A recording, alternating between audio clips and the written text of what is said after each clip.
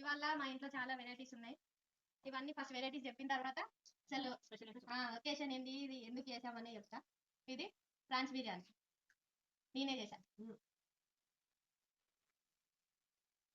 ఇది గోంగూర మటన్. ఇది గోంగూర మటన్. ఇది అక్క చేసింది.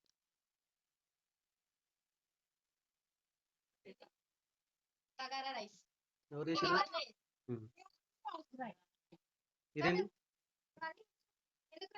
అదేమో చెప్పు.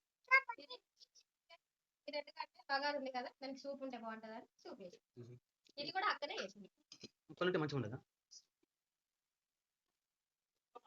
ఒకటి రవ్వ కేసరి స్వీట్,